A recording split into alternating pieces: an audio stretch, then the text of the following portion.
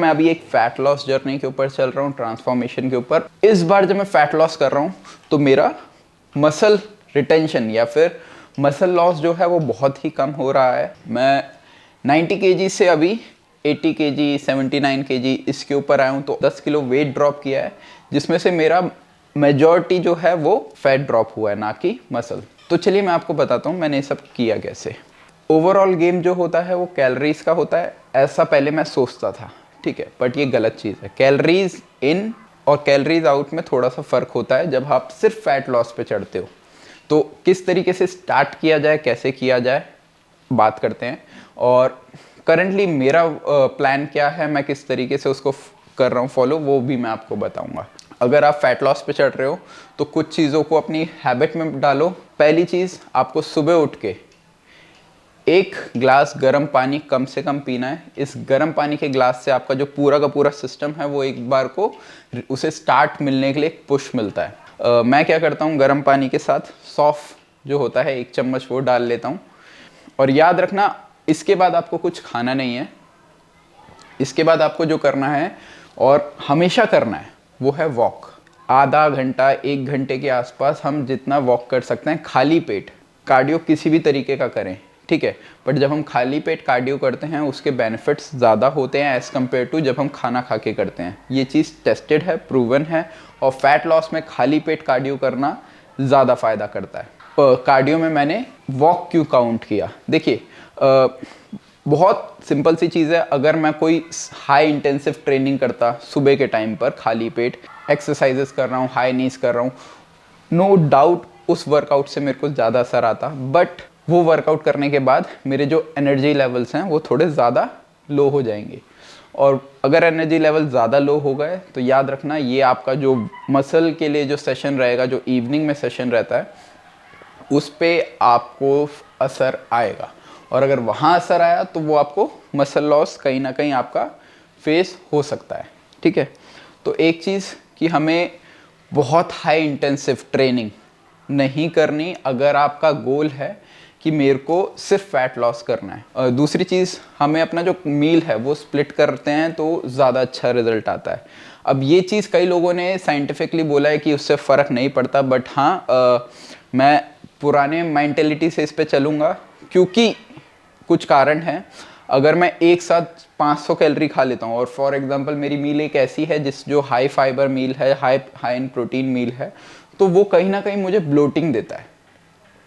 और वहीं अगर मैं उस 500 कैलोरीज को 300 इधर 300 उधर इस तरीके से डिवाइड करता हूँ तो वो चीज़ मेरे को ब्लोटिंग नहीं देती। तो ये स्पेसिफिक चीज़ मेरे लिए काम करता है, तो मैं बोलूँगा कि हाँ, इट वर्क्स। हो सकता है 1 महीने के बाद वो रिजल्ट दोनों का सेम आए कि मैं एक साथ खा रहा हूँ या अलग अलग खा रहा हूँ, ठीक है, बट ये मेरे लिए ईजी होता है। तो ये मैं आपको भी एडवाइस दूंगा कि अपनी मील्स को है एटलीस्ट 5 मील्स के अंदर डिवाइड कर लो। उससे क्या रहेगा, आपके बॉडी के अंदर एक रेगुलर एक एनर्जी बनी रहेगी। फैट लॉस के दौरान मेजॉरिटी ऑफ लोग बोलेंगे कि आप पुश पुल वर्कआउट हिट करो, जो कि मैं खुद मानता हूँ कि एक बहुत अच्छा तरीका है फैट लॉस पे जाने का। जब हम फैट लॉस पे होते हैं तो मेरी प्रायोरिटी जो है वो मसल बिल्ड करना या मसल तोड़ना है ही नहीं, ठीक है। फैट लॉस पे वर्कआउट करना इसलिए इम्पॉर्टेंट है क्योंकि अगर मैं वर्कआउट नहीं करता तो कहीं ना कहीं मैं अपना मसल लूज कर दूंगा। इस बात को ध्यान से सुनना, अगर मैं एक स्पेसिफिक अमाउंट ऑफ प्रोटीन खा भी रहा हूँ और मैं वर्कआउट नहीं कर रहा, स्टिल मैं अपना मसल लूज करूँगा, ठीक है। तो ज़रूरी है बॉडी को उस साइकिल पे रखना कि तू बार बार वर्कआउट कर, अपना टिश्यू को तोड़ और फिर उसको रिपेयर कर।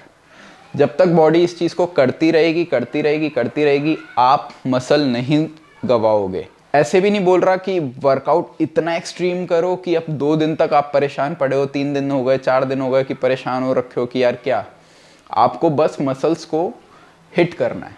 वर्कआउट के तुरंत बाद जो नेक्स्ट चीज़ मेरे लिए इम्पॉर्टेंट है और करता चल रहा हूँ वो है कि आप या मुझे, अगर हम लोग कुछ देर कार्डियो कर सकते हैं। अब कार्डियो सेशन ऐसा नहीं होना चाहिए कि आप हाई इंटेंसिव पे आ गए।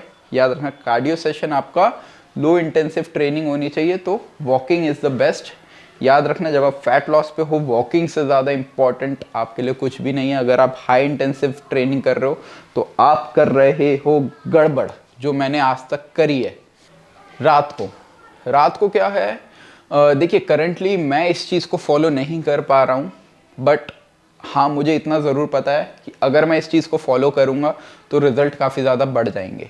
ठीक है, रात को अगर आप आखिरी मील लेने के बाद 10 मिनट वॉक कर सकते हो ना, तो रिज़ल्ट बहुत अच्छे तरीके से इंक्रीज़ हो जाएगा। बट मेरे केस में मैं उस चीज़ को नहीं कर रहा हूँ। रीज़न क्योंकि मैंने ये चीज़ देखी है, अगर मैं रात को खाली पेट सोता हूँ तो रात को 1-2 बजे मेरी आँख खुल जाती है और मैं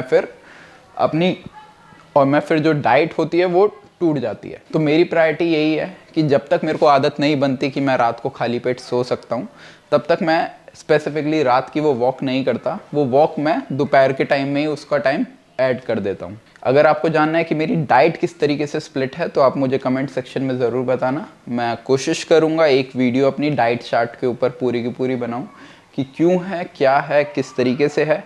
स्टिल जब तक वो वीडियो नहीं आती, एक टिप देके जाऊँगा, अपनी हर एक मील के अंदर प्रोटीन रखना। ठीक है, बीइंग अ वेजिटेरियन मेरे पास प्रोटीन सोर्स ज़्यादा नहीं है जो कि लीन प्रोटीन के अंदर आते हों। ठीक है, तो कहीं ना कहीं प्रोटीन सप्लीमेंट्स की तरीके से ऐड करना बहुत ज़रूरी है मेरे केस में।